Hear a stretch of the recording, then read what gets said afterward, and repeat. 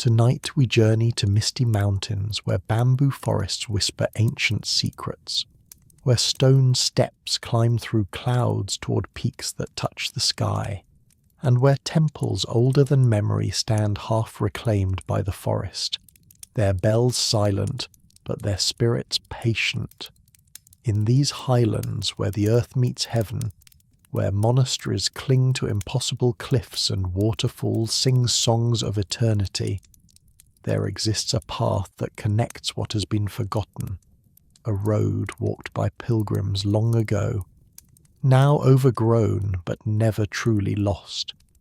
Our story begins in a mountain village called Qingshan, built on terraces carved into steep hillsides, where a girl named May lived with her grandmother in a house of wood and paper and quiet devotion. If these gentle journeys have brought you peace, subscribe to continue travelling together.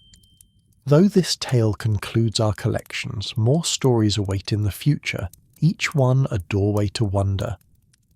For now, rest well, dear listener, and dream of mountain paths and temple bells. May was 14 years old, with straight black hair that fell to her waist when she let it down, skin the colour of porcelain touched with rose, and eyes so dark they seemed to hold entire universes in their depths. She was small and slender, moving with a grace that came from years of helping her grandmother in the tea fields, from climbing mountain paths with perfect balance, from living in harmony with steep slopes and uncertain footing. Her hands were stained green from tea leaves, calloused from work, but still delicate, still capable of the precise movements required for the traditional arts her grandmother taught her. Calligraphy, tea ceremony, a flower arrangement. She lived with her grandmother in a house on the upper terrace of Qingshan, where the village's clustered buildings ended and the wild forest began. The house was built in the old style, its frame of dark wood fitted together with intricate joinery that required no nails, its walls of paper stretched over bamboo lattices that glowed like lanterns when lamps were lit within. The roof was tiled with clay in overlapping curves that channeled rain into gutters and down chains where it could be collected in barrels. A small garden surrounded the house, carefully tended, every plant placed with consideration for aesthetics as much as function, creating a miniature landscape that suggested mountains and rivers, that brought the vastness of nature into a space small enough to tend. Inside, the rooms were simple but beautiful. Tatami mats covered the floors, their woven rush surface releasing a faint grassy scent. Sliding doors of paper and wood could be moved to reconfigure the space, creating openness in summer and smaller, warmer rooms in winter. The walls were mostly bare except for hanging scrolls that changed with the seasons. Paintings of plum blossoms in winter, cherry blossoms in spring, lotus flowers in summer, chrysanthemums in autumn. A small alcove held objects of beauty, a single flower in a simple vase, a scroll of calligraphy, a ceramic bowl whose glaze caught light and held it like water.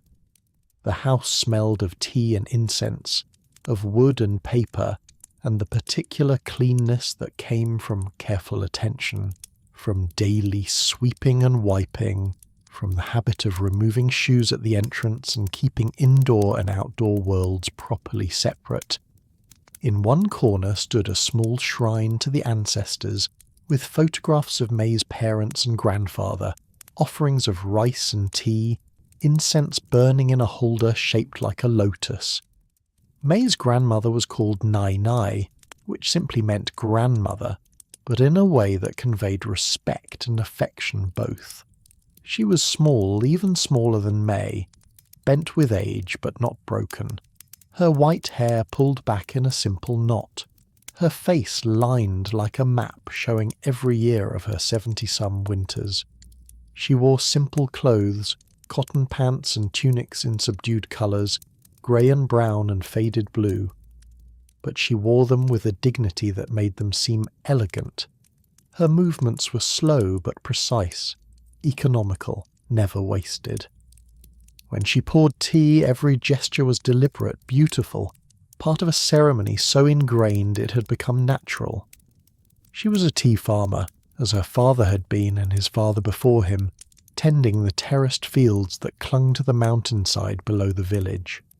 The tea plants were old, some of them centuries old, their twisted trunks thick as a person's arm, their roots reaching deep into the thin soil, drawing something essential from the mountain itself that gave the tea its distinctive character, slightly smoky, with notes of stone and mist and something indefinable that people called mountain essence.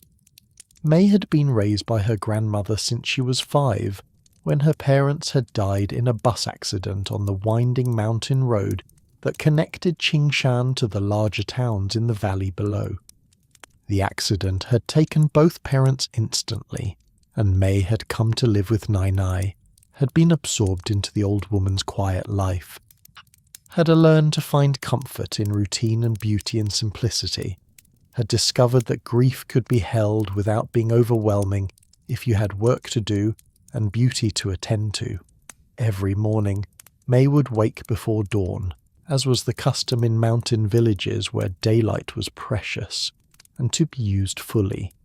She would rise from her futon, roll it up and store it in the closet, transforming her sleeping space back into a living space. She would dress in work clothes, simple pants and a tunic, comfortable and practical. Then she would descend the ladder to the main room where Nai would already be awake, would have already lit the charcoal in the brazier, would be heating water for the first tea of the day.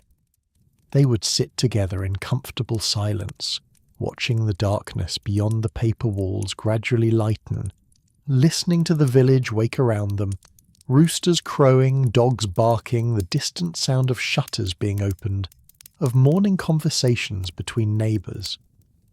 When the water was ready, Nai would make tea with the precise movements May had watched thousands of times but never tired of, warming the pot, measuring the leaves, pouring the water at exactly the right temperature, letting it steep for exactly the right time. The first cup was always offered to the ancestors at the shrine. The second cup was Nai's. The third was May's. They would drink in silence, or sometimes Nai would offer a single comment on the tea. The spring rain was abundant this year. You can taste it in the sweetness, or on the day ahead. The clouds are low, or we should harvest the high field before the rain comes, or occasionally a memory from long ago. Your grandfather loved mornings like this, when the mist hides the valley and makes our mountain feel like an island floating in cloud sea. After tea came breakfast, simple and quick, rice porridge with pickled vegetables, perhaps an egg, perhaps tofu. Then they would set out for the fields, carrying baskets for the harvest, wearing broad hats to shade them from the sun when it burned through the morning mist. The walk to the tea fields took them down the terraced hillside past other houses where neighbours were also beginning their days, past small shrines to local deities, stones marked with red cloth, offerings of coins or incense.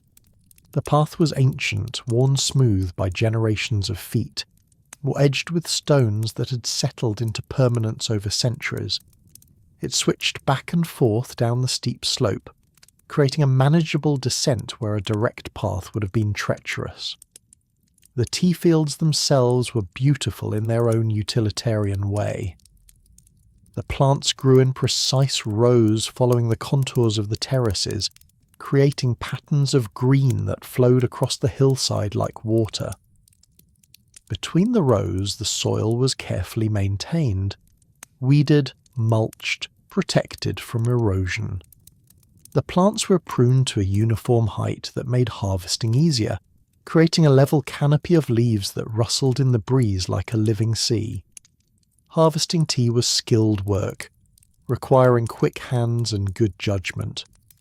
You had to select the right leaves, the newest growth, tender and sweet, full of flavour.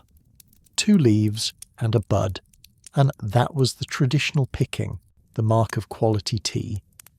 Older leaves were acceptable for lesser grades, but Nai tea was premium, sold to specialty shops in distant cities where connoisseurs would pay high prices for the authentic mountain flavour, for tea grown in the traditional way without chemicals or machines. May had learned to harvest when she was young, her small hands perfect for the delicate work. Now, at 14, she could pick as fast as Nai, her fingers flying through the plants, selecting, plucking, dropping the leaves into the basket with movements so practiced they required no thought. Her mind could wander while her hands worked, and often she would simply sink into the rhythm of it, into the meditation of repetitive movement, finding peace in the task itself rather than in thoughts about anything beyond it. They would work through the morning, taking breaks to drink water and rest in the shade, then continue until the heat became too much or the baskets were full. Then they would carry the harvest back up to the village, to the small processing building where tea was weighed and sold to the cooperative that handled distribution. The payment was fair but not generous, enough to live on, enough to maintain the house and buy necessities, but not enough for luxuries or saving against an uncertain future. Afternoons were for other work. Sometimes Nai would process tea leaves herself for their own use, laying them to dry on bamboo screens, roasting them lightly over charcoal to stop oxidation, creating the green tea they drank daily. Sometimes there was maintenance work in the fields, weeding, mulching, repairing terrace walls. Sometimes there were village obligations, helping with a neighbour's roof repair, preparing food for a festival, tending to the small shrine at the village entrance. But several afternoons a week, Nai would teach May the traditional arts that had been passed down through generations of women in their family.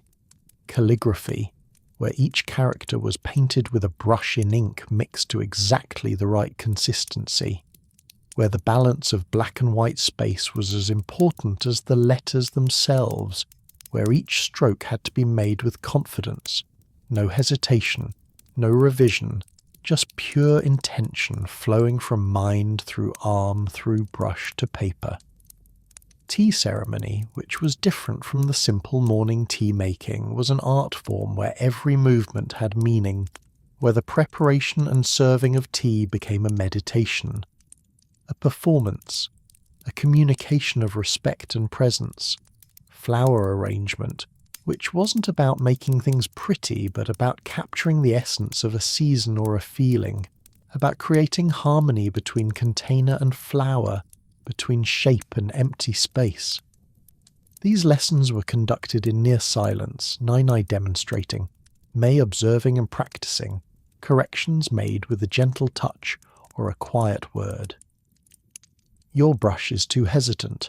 Commit to the stroke. The flower leans too far. It should suggest wind, not surrender to it. When you pour, be aware of the sound. It should be like rain on leaves, not water into a bucket. May loved these lessons, though they were demanding. There was something deeply satisfying about trying to perfect something that could never truly be perfected, about striving for an ideal that remained always just out of reach but became clearer with each attempt. And she loved the time with Nai, the transmission of knowledge that connected her to her mother and grandmother and great-grandmother, all the way back through time to women she would never know but whose presence she could feel in these arts they had all practiced. Evenings in Qingshan were communal. After the day's work was done, after dinner was eaten and dishes washed, people would gather in the village square where a few benches sat around an old well. Children would play, running and laughing in the twilight. Adults would talk, sharing news and gossip, discussing weather and harvests, marriages and deaths, all the matters that made up the substance of village life. elderly people would sit and watch, occasionally offering a comment or a memory, serving as the village's living library of history and wisdom. May would sit with other young people her age, though there were few of them. Many families had sent their children to cities for education and opportunity, and those children rarely returned except for brief visits during festivals. The village was slowly emptying, slowly aging, as the young left and the old remained, tending fields that might have no one to inherit them, maintaining traditions that might die of their generation. This saddened Nai, though she rarely spoke of it directly. But May could see it in the way her grandmother looked at empty houses where families had once lived, in the way she carefully taught skills that May might be the last to learn, in the way she spoke about the village's past with a nostalgia that contained grief for a future that might not come. The young people seek easier lives, Nai would say sometimes. I don't blame them. This life is hard. The work is difficult. The profits small. The comforts few. Why should they stay? And yet something will be lost when the last of us is gone. Not just the tea and the terraces, though those will be lost too, but a way of living, a way of being in the world that has value even if it doesn't produce wealth or convenience. But perhaps that is just an old woman's nostalgia, her resistance to change. May never quite knew what to say to this. Part of her understood the pull of the city, the desire for education and opportunity, and a life that wasn't so narrowly defined by the work you did and the place you were born. But another part of her loved this village, these mountains, this life of careful attention and simple beauty. She felt torn, uncertain about her future, unable to see a clear path forward.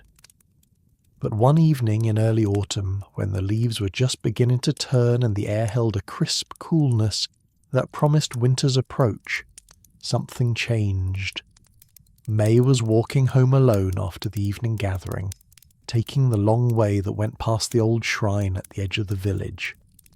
This shrine was ancient, older than anyone could remember, dedicated to the mountain spirits that had been worshipped here long before Buddhism came to these hills. Most villagers ignored it now, leaving offerings at newer shrines with clearer affiliations, but Nai still maintained it, still brought rice and tea, still lit incense and murmured prayers to spirits whose names had been forgotten, but whose presence she insisted remained. As May passed the shrine, she noticed something unusual. There was an old man sitting on the shrine steps, a stranger, which was rare in Qingshan. Visitors came occasionally, tourists seeking authentic mountain villages, scholars studying traditional agriculture, but this man was neither. He wore the simple robes of a Buddhist monk, faded orange-brown, and he carried a staff and a small pack. His face was weathered like old wood, his eyes deep-set but bright, his expression peaceful and alert at once. "Good evening, young one," he said, in a voice that was soft but clear, carrying easily through the evening air. "Good evening, uncle," May replied, using the respectful term for an older man. "Are you lost? Can I help you find your way?" The old monk smiled. "Lost? Perhaps. Or perhaps I'm exactly where I need to be. Tell me, does anyone in your village remember the old pilgrim roads, the paths that once connected the mountain temples?" May thought about this. "There are temples in the mountains," she said slowly. "Old ones, mostly abandoned. We see them sometimes when gathering herbs or mushrooms, but I don't know of roads between them. Just the main road down to the valley, and some trails hunters use." "Ah," the monk said, and his smile deepened. "That's what I thought. The roads have been forgotten, the connections lost, and yet they remain, waiting for someone who remembers, or who is ready to learn. Ah, tell me, child, do you know your grandmother keeps a map? May felt a chill run down her spine, though the evening was warm. What do you mean? What map? The old monk stood slowly, leaning on his staff. Ask her about the pilgrim road. Ask her about the path her grandmother walked when she was young. Ask her about the map that's been in your family for 7 generations, kept safe, waiting for the time when it would be needed again.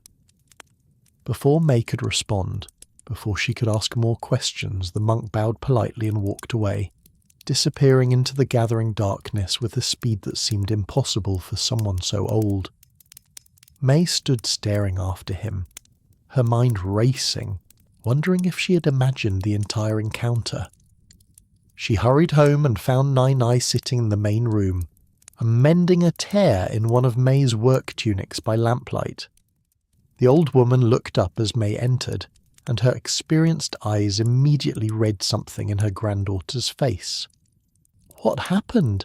Nai asked, setting down her mending.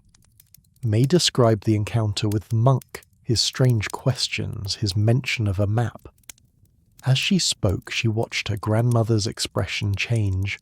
Surprise, then recognition, then something that looked like resignation mixed with a deeper emotion May couldn't quite name. When May finished, Nai was quiet for a long moment. Then she set aside her sewing and stood. "Come," she said simply. She led May to her sleeping room, to the small chest where she kept her most precious possessions. She opened it carefully and lifted out layers of fabric, the good kimono she wore only for festivals, silk scarves that had been her mother's, embroidered cloth that her own hands had worked decades ago. At the very bottom, wrapped in oiled silk to protect it from moisture, was something flat and rectangular. Nai lifted it out reverently and carried it back to the main room where the light was better. She knelt on the tatami and carefully unwrapped the silk, revealing what lay within. It was a scroll, old and delicate, the paper yellowed with age but still intact, the ink still clear though faded. Nai unrolled it slowly and May knelt beside her to look. It was indeed a map, but unlike any map May had seen before. It showed mountains and valleys, but stylized, almost abstract. Flowing lines suggesting peaks and ridges, small symbols marking temples and shrines and connecting them all, a winding path marked in red ink that wound between the temples like a thread connecting beads on a string. Text ran along the margins in elegant calligraphy, some of it in Chinese characters May could read, some in older scripts she couldn't. What she could read spoke of a pilgrimage route, of temples dedicated to different aspects of enlightenment, of a journey that was both physical and spiritual, that transformed those who completed it. "This map," Nai said softly, "has been in our family for 7 generations, as the monk said. My grandmother gave it to my mother, who gave it to me. I was supposed to give it to your mother, but she died before I could explain its significance. And so it falls to you, though I had hoped to wait a few more years to let you be a child a little longer." "What is it?" May asked, though she thought she already knew. "A map of the pilgrim road," Nai confirmed. "Long ago these mountains were full of temples, Buddhist and Taoist, shrines to local spirits and mountain gods, places of worship and meditation and learning. Pilgrims would walk between them, a journey that took weeks or months, visiting each temple in sequence, learning what each had to teach. The journey was considered transformative, a way to achieve enlightenment, or at least to come closer to it. But the temples are abandoned now," May said. "Most of them are ruins." "Yes," Nai agreed. "Wars and revolutions, persecution and neglect. The temples fell into disrepair. The monks left or died. The pilgrim road was forgotten.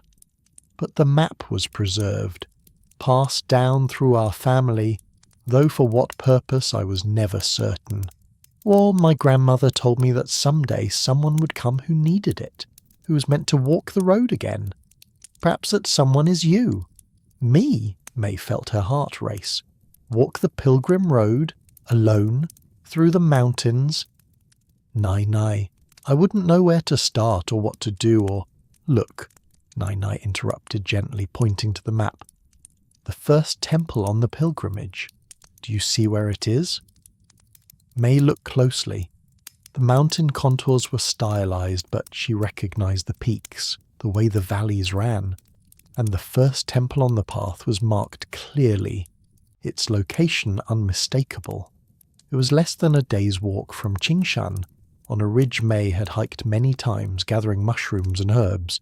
She'd seen the ruins there, stone walls slowly being reclaimed by forest, a collapsed roof, foundation stones almost completely overgrown, which she'd thought it was just an old farm building or maybe a hermit's hut, hadn't realised it was anything significant. I know that place, she said slowly. I've been there. Then perhaps that's where you should start, Nai said. Not the whole pilgrimage. That would take weeks and you have school and work. But perhaps visit that first temple. See if anything there speaks to you. See if the road is truly calling you, or if the monk was simply a strange old man saying strange things to a young girl in the evening. But what if it is calling me? May asked. What if I am meant to walk the road? What would that mean? Nai was quiet, her weathered hand resting on the ancient map. When she spoke, her voice was soft but certain. I don't know what it would mean. But I know this. Our family has kept this map for 7 generations for a reason. Your great-great-great-great-grandmother walked the pilgrim road when she was young, and she said it changed her life, gave her understanding she carried forever. She created this map so others could follow, so the road wouldn't be completely lost. If you are the one who is meant to walk it again, to restore it, to remember what has been forgotten, then that is an honour and a responsibility both. That night May slept poorly, her dreams full of mountain paths and ruined temples, of the old monk's bright eyes and Nai's careful hands unrolling the ancient map. When she woke before dawn, she already knew what she would do. After the morning tea, after a simple breakfast, she told Nai she was going to the first temple to see what was there, to understand what the map might mean. Her grandmother nodded as if she'd expected this, and she prepared a small pack for May. Rice balls wrapped in leaves, dried fruit, water in a flask, matches and a blanket in case May needed to shelter somewhere. Be careful, Nai said, hugging her granddaughter tight. The mountains are beautiful but not safe. Watch your footing, watch the weather, and trust your instincts. If something feels wrong, turn back. The road has waited 100 years. It can wait another day. I will, May promised. Then on impulse she said, Will you teach me the calligraphy for Pilgrim tonight when I return? I want to understand how it's written. Nai smiled, understanding that this was May's way of promising to return safely, of maintaining the connection to home even as she ventured outward. Yes, and I'll prepare special tea from the highest field. We'll celebrate your return properly. May set out as the sun was burning through the morning mist, casting long shadows across the terraced fields, painting the valleys below in shades of gold and grey and green. She took the familiar path out of the village, past the shrine where she had met the monk, though he was nowhere to be seen now, onto the trail that led up into the higher mountains where the village's territory gave way to wild forest. The path was well maintained for the first hour, used regularly by villagers gathering mushrooms, herbs and firewood, but gradually it became less clear, less travelled, until May was following what was barely a trail at all, just a suggestion of passage through the forest, marked by stones placed at intervals, by the way certain trees had been cut back, by deer tracks that followed the easiest routes through the terrain. She climbed steadily, the forest changing around her as she gained altitude. The bamboo groves gave way to mixed forest. Cypress and pine, oak and maple, trees draped with moss and lichen, their roots creating natural stairs over the rocky ground. Ferns grew thick in the shadows, and mushrooms clustered on fallen logs. Birds called from the canopy, their voices clear and sharp in the cool mountain air. After 3 hours of steady climbing, breathing hard but not exhausted, she reached the ridge, and there, half hidden by trees that had grown up around and sometimes through it, was the temple.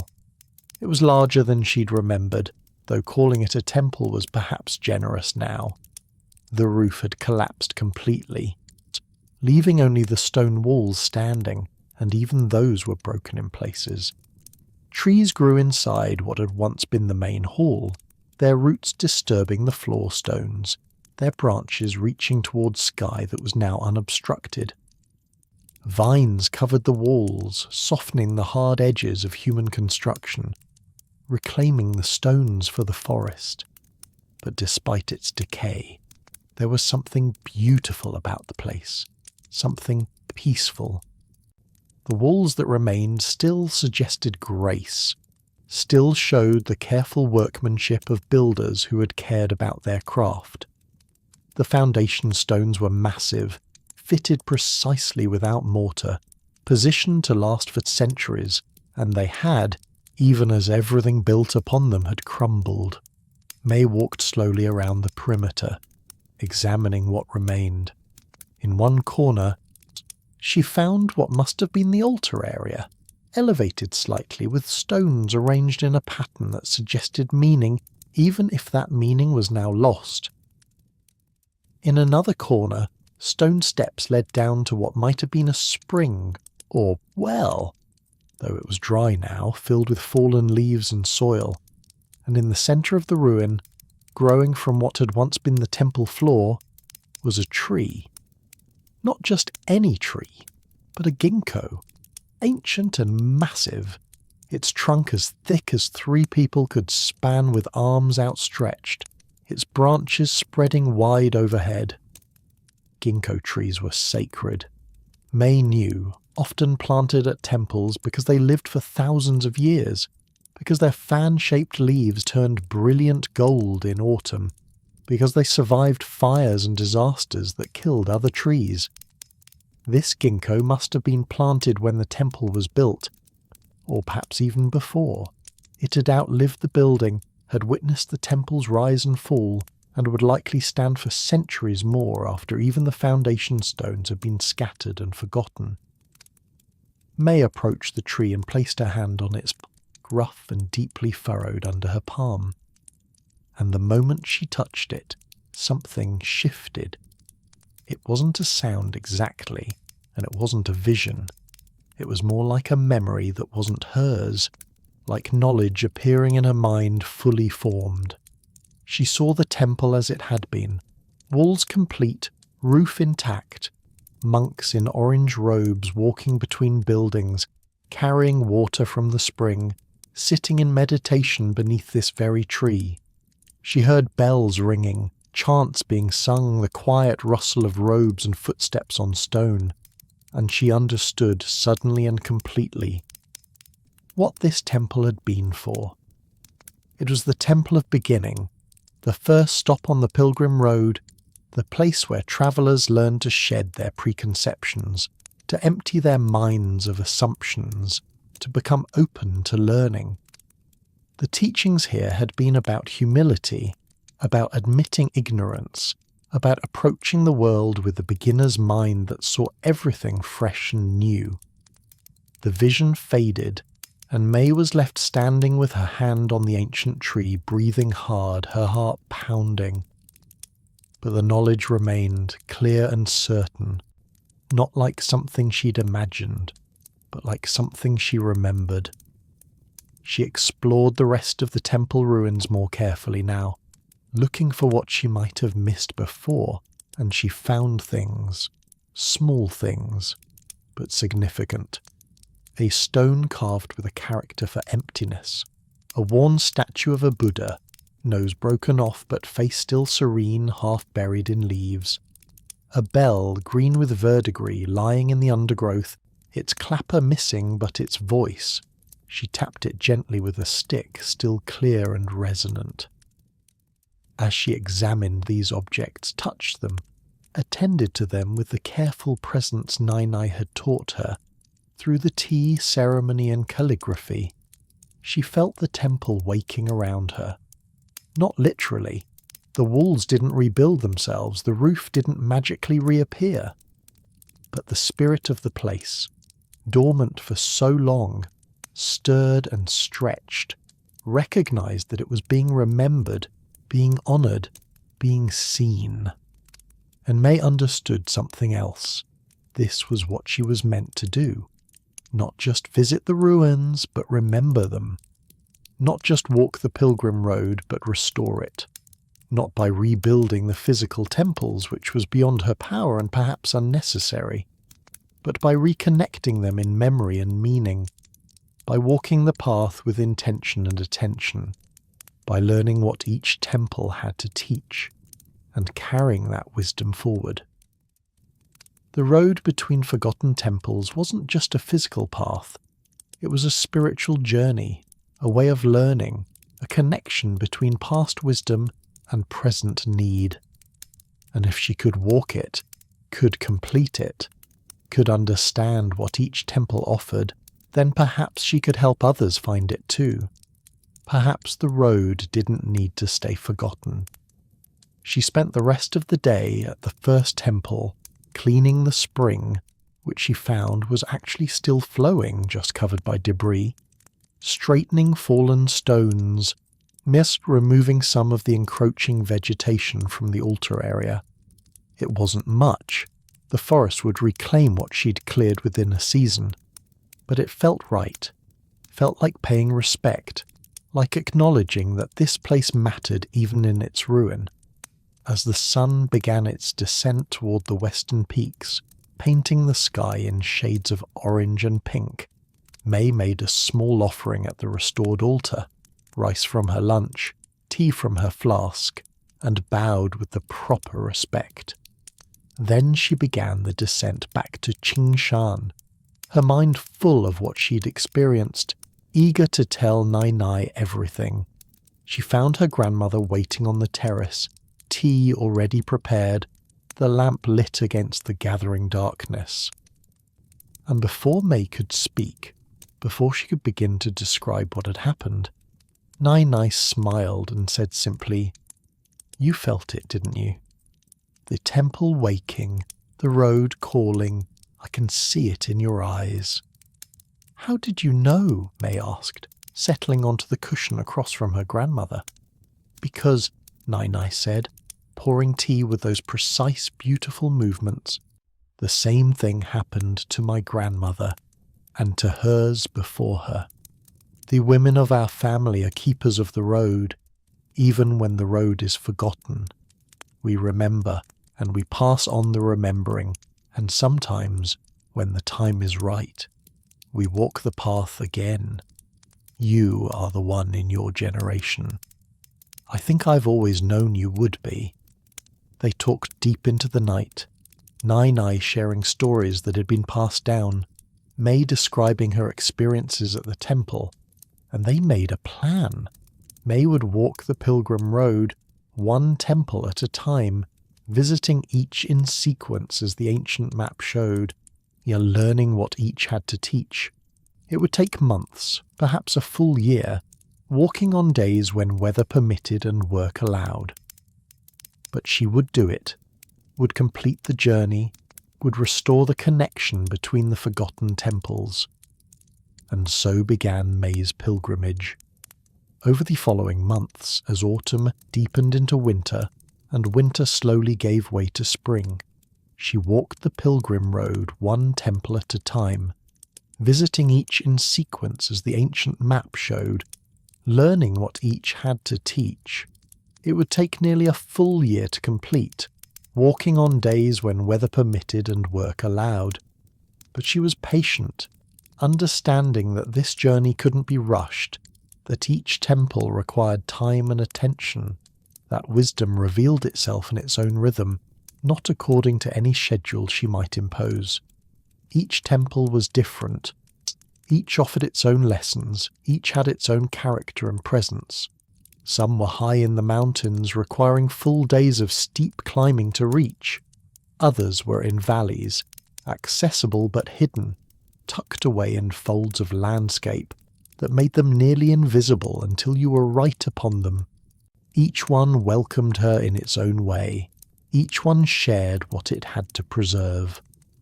The second temple she visited was the Temple of Emptiness, located 3 days' walk from Qingshan, following a path that wound through dense bamboo forests where the light turned green and the air felt alive with whispered conversations between the stalks.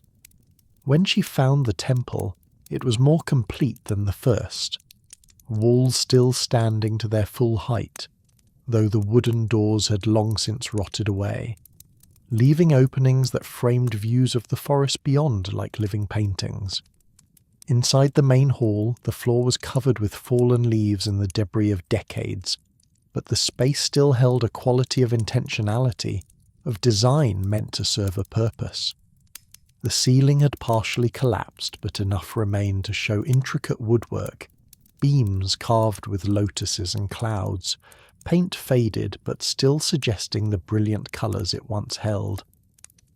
At the centre of the hall stood a stone pedestal, empty now, that must have held a statue. May approached it slowly, placed her hands on the cool stone, and felt that same shift in consciousness she had experienced at the first temple. She saw monks sweeping the floor, their movements meditative, turning ordinary cleaning into spiritual practice. She saw students sitting in meditation, or staring at blank walls for hours, days, weeks, emptying their minds of thoughts and desires and preconceptions. She heard a teacher's voice, patient and kind. Empty your cup before you seek to fill it. Empty your mind before you seek to learn. Emptiness is not absence but potential, not lacking but ready, not nothing but space for everything. When the vision faded, May understood. This temple taught that learning began with unlearning, that to receive new wisdom you had to release old assumptions, that the beginner's mind, empty of expectations, open to possibility, was the most receptive to truth. She spent the afternoon there in meditation, practicing emptiness, letting thoughts arise and pass without attachment, creating space within herself for what was yet to come. The third temple was the Temple of Compassion, just perched on a cliff face overlooking a waterfall that fell 300 feet into a pool of impossible blue. Getting to it required navigating a narrow path cut into the rock, holding on to chains that had been anchored there centuries ago and were now thick with rust but still secure. Trusting her balance and her courage as the path narrowed until she was moving sideways, back pressed against the rock, one small step at a time. But when she reached the temple platform, the effort was rewarded. The temple itself was small, just a single room carved into the cliff face, with an opening that looked out over the waterfall and the valley beyond. The sound of falling water filled the space, a constant roar that somehow became a kind of silence, a presence so total it overwhelmed all other sensation. Inside the cave temple, and carved into the living rock, was a statue of Guanyin, the bodhisattva of compassion. Time and weather had worn the details, but the essential form remained. A figure seated in meditation, one hand raised in a gesture of blessing, the other holding a vessel that, according to legend, contained water that could ease all suffering. May sat before the statue and the vision came.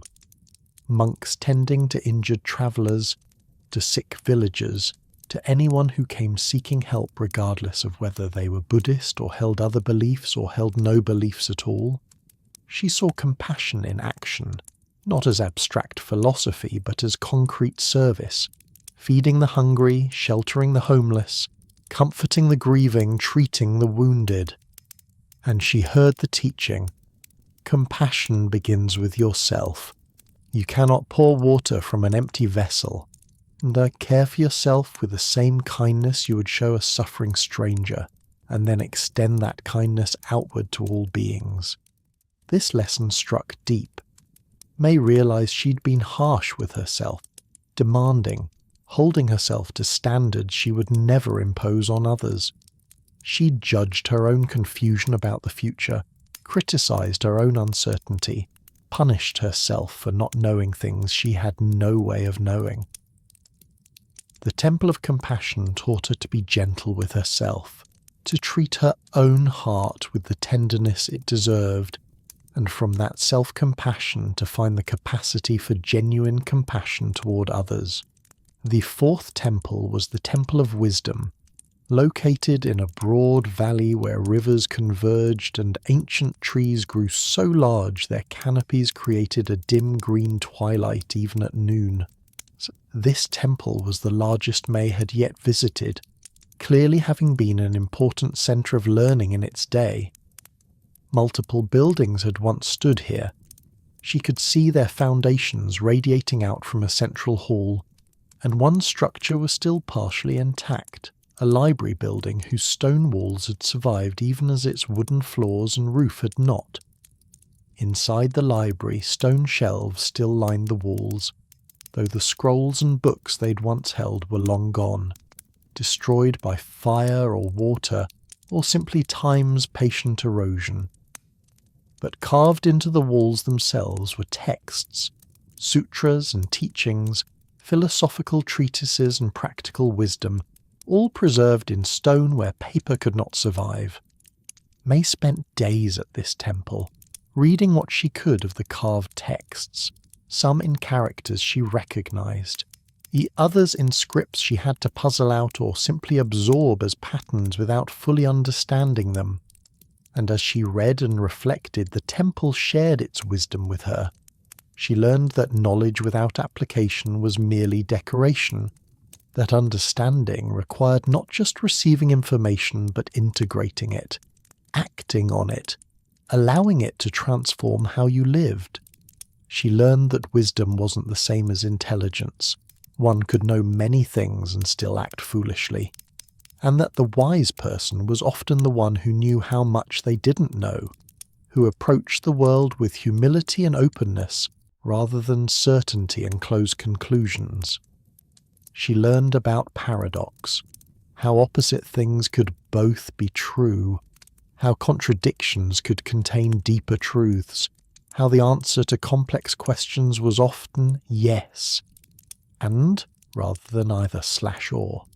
She learned that wisdom was earned through experience and reflection, not given through revelation, and that each person had to walk their own path toward understanding. The fifth temple was the Temple of Patience, and reaching it required a journey that tested the very quality it was meant to teach. The path there was treacherous, steep climbs followed by steep descents, boulder fields that had to be carefully navigated, streams that had to be forded where one wrong step could mean a dangerous fall. Twice May had to turn back when weather moved in, clouds descending to obscure the path, rain making the rocks too slippery to safely traverse. Twice she had to wait, to practice patience, to resist the urge to push forward when conditions weren't right. When she finally reached the temple, after 3 attempts spread over 2 months, she understood that the difficulty of approach was intentional, was itself a teaching. The temple was simple, a single meditation hall built around a massive boulder, with openings on all sides that framed views of mountains and sky. Nothing decorated the walls, nothing distracted from the essential practice of simply sitting, simply being, simply waiting with full attention. She sat there for an entire day, watching light move across the mountains, watching clouds form and dissipate, watching birds in flight and trees bending in wind, and all the patient unfolding of the natural world that required no urgency, that happened in its own time according to rhythms older and wiser than human anxiety. And she learned that patience wasn't passive waiting but active presence, that it was a form of trust that things would unfold as they needed to, that not everything required immediate action, that sometimes the best response was to pause, to observe, to let understanding mature before acting. The sixth temple was the temple of joy, and May almost missed it because she was looking for something serious and solemn, something fitting her image of what a spiritual place should be. But this temple was different. Its ruins still showed evidence of bright colours, of playful decorations, of a spirit that celebrated life rather than denying it. Stone carvings showed people dancing, playing music, laughing together. The temple had been built around a natural hot spring, and though the buildings were gone, the spring still flowed, its warm water pooling in natural basins before overflowing to join a cold mountain stream. May bathed in the spring, the first real bath she'd had in weeks of mountain walking, and felt joy bubble up unexpectedly. Joy in the simple pleasure of warm water on tired muscles, joy in the beauty of the surrounding forest, joy in being alive and healthy and capable of walking this path. And she understood the temple's teaching, that spirituality didn't require grimness or self-denial. That joy was as sacred as suffering. That celebration and gratitude were as much a part of the path as discipline and austerity. The seventh temple was the temple of connection, built on a mountain pass where four valleys met, where travellers from different regions would have encountered each other, where diverse traditions and practices would have mixed and enriched each other. This temple's ruins showed influences from multiple traditions, Buddhist and Taoist, Animist and Confucian, all woven together in a syncretic practice that honoured what each brought without insisting on doctrinal purity. Here May learned that wisdom wasn't the property of any single tradition, that truth revealed itself in many forms and languages, that connection and exchange enriched rather than diluted authentic practice. She learned to honour her own tradition while remaining open to others, to see the commonalities beneath surface differences, to understand that the mountain had many paths to its summit, and none was exclusively correct. The eighth temple was the temple of transformation, located in a place where the landscape itself was in constant change, a valley where landslides were common, where the river changed course with seasonal floods, where nothing stayed fixed or permanent. The temple had been built and rebuilt multiple times, each version incorporating stones from the previous iteration, acknowledging that all things change and that resistance to change brought suffering, while acceptance brought peace. Standing in those ruins, surrounded by evidence of impermanence, crumbled walls, displaced stones, buildings that had stood for centuries only to fall in moments, May learn to hold things lightly, to understand that change was the only constant, that trying to preserve things exactly as they were was futile, but that transformation wasn't loss if you carried forward what mattered even as the forms changed. The ninth temple was the Temple of Solitude, and it was the most remote of all, requiring a week's journey into deep wilderness, where May saw no other humans, where she had to trust completely in her own resources and judgment. The temple was tiny, just a single small room built into a natural cave, with space for one person to sleep and meditate no more. It was a hermitage, a place for those seeking deep retreat from the world. May spent 3 days there alone, completely alone in a way she'd never experienced, and she learned the difference between loneliness and solitude, between isolation that depleted and aloneness that replenished. She learned to be comfortable with her own company, to enjoy the quiet of her own thoughts, to find in solitude not emptiness but fullness, not abandonment but self-sufficiency.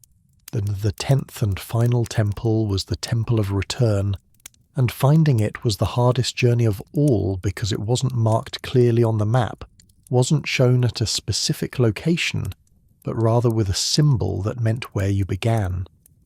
May puzzled over this for weeks, trying to understand, and finally walking back toward Qingshan after visiting the 9th temple, exhausted but fulfilled, she understood. The Temple of Return was her grandmother's house. It was Qingshan itself. The pilgrimage ended where it began, but the pilgrim who returned was not the same person who had left. She had walked the road between forgotten temples, had learned what each had to teach, and now she brought that wisdom home, carried it back to the ordinary world where it could be lived and shared. Thus she arrived back in Qingshan on an evening when cherry blossoms were just beginning to bloom, their pale pink petals drifting on the breeze like snow. Nai was waiting on the terrace, tea prepared as always, and when she saw May, her face lit with joy and pride and recognition. "You've done it," the old woman said, embracing her granddaughter. "You've walked the road and remembered the way. I can see it in how you carry yourself, in the light in your eyes.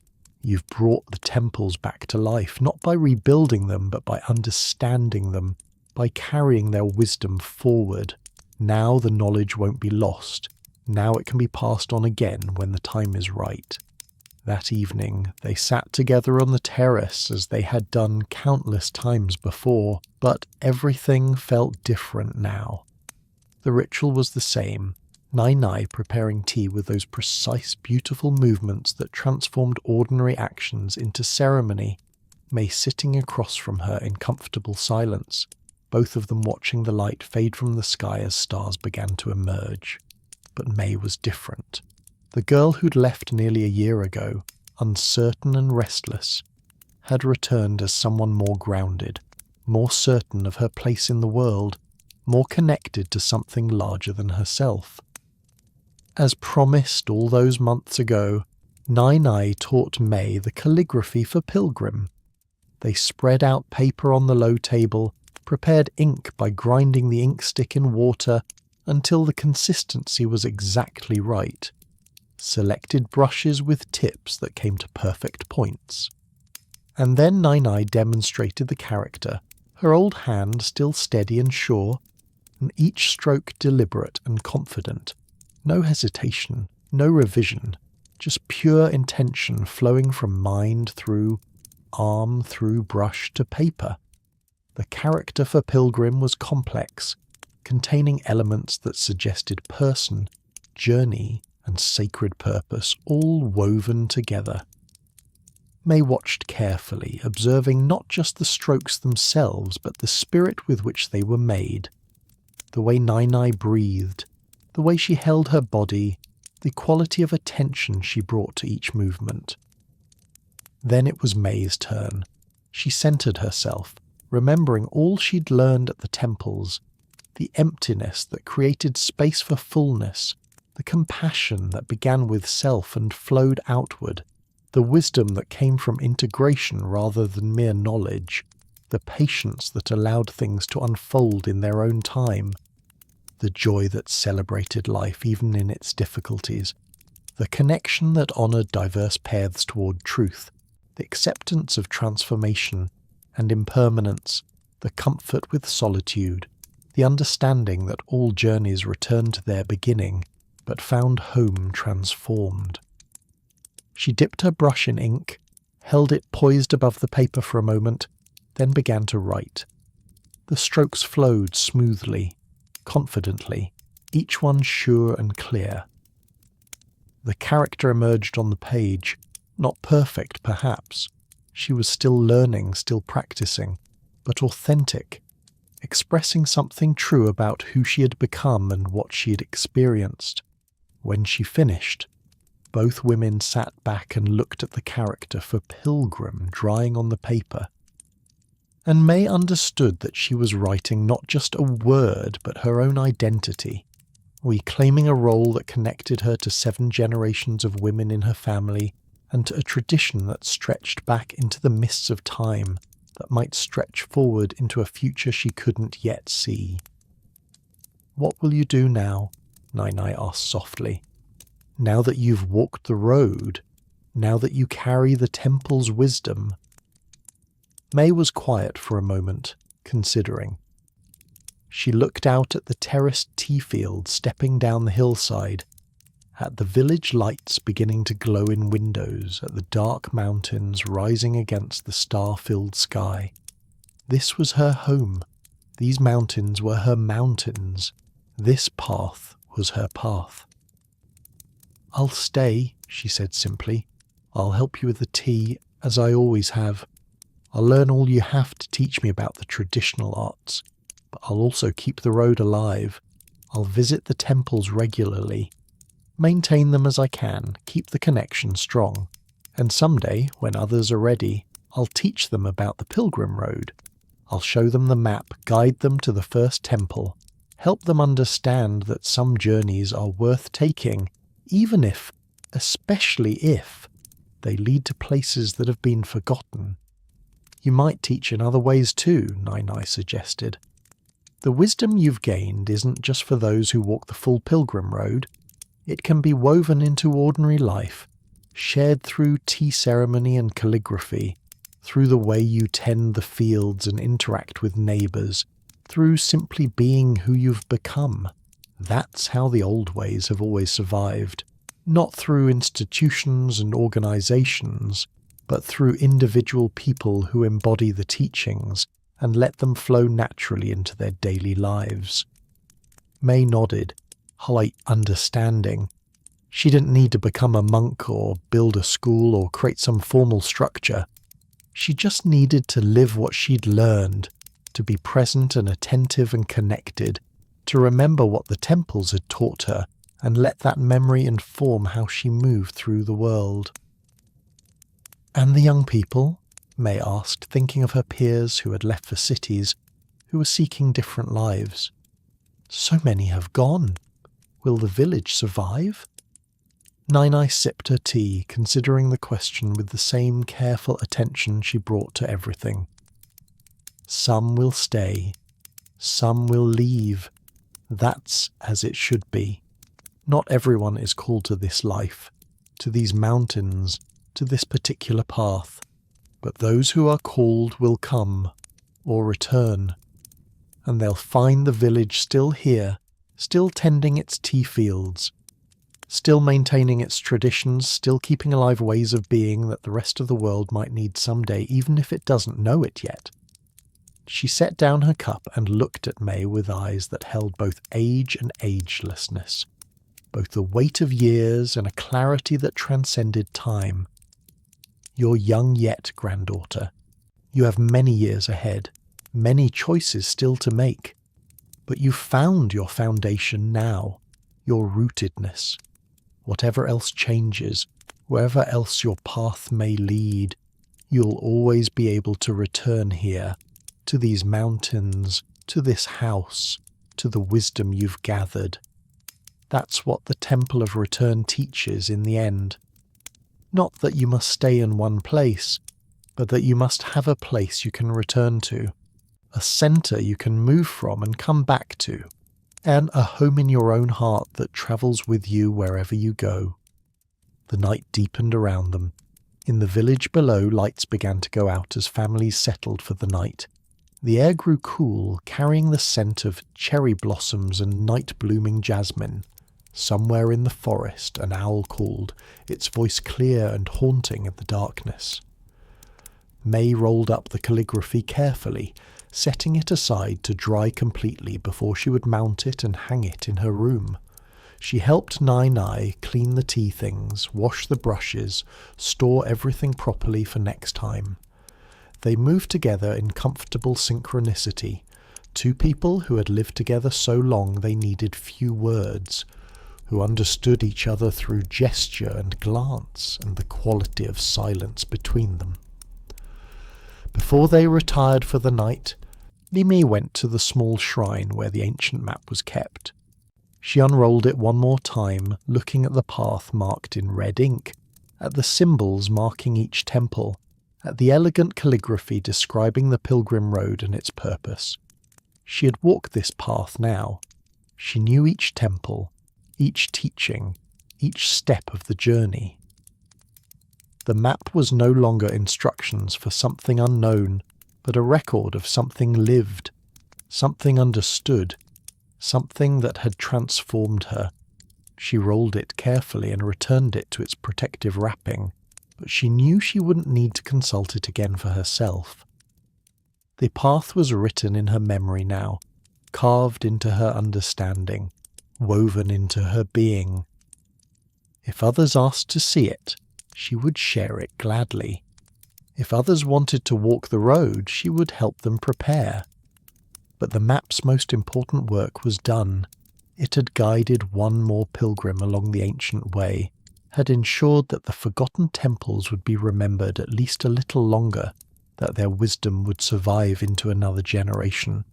The temples remained ruins, slowly returning to the forest, and perhaps that was as it should be.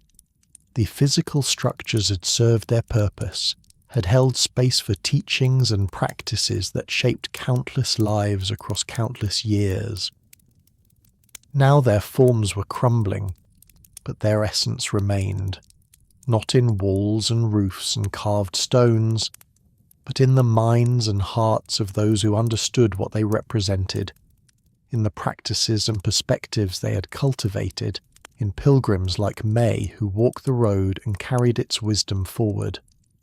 And perhaps someday, perhaps in a generation, perhaps in a century, someone would rebuild one of the temples, would restore it physically as May had restored it spiritually. Or perhaps not. Perhaps the ruins were more honest, more real, more appropriate for a world that had moved on from the age when such places thrived. What mattered wasn't the buildings but the path, not the structures but the teachings, not the preservation of form but the continuation of understanding. The temples remained ruined, slowly returning to the forest. But they were no longer forgotten. They lived in May's memory, in the map her family had kept, in the stories she would someday tell, and perhaps, in time, others would walk the road again, would learn what the temples had to teach, would keep alive the wisdom that these mountains held. Outside, the autumn wind rustled through bamboo groves, and stars emerged in the darkening sky, and somewhere in the mountains bells that existed only in memory rang clear and true, calling pilgrims who had not yet been born to walk roads that waited patiently to be remembered. And May, 14 years old and already ancient with wisdom gained, set down her brush and smiled, knowing that she had found what she'd been seeking without knowing she was seeking it. A purpose, a path, a way to honour the past while serving the future, a way to be fully herself in a world that needed what she had to offer. The road between forgotten temples was open once more.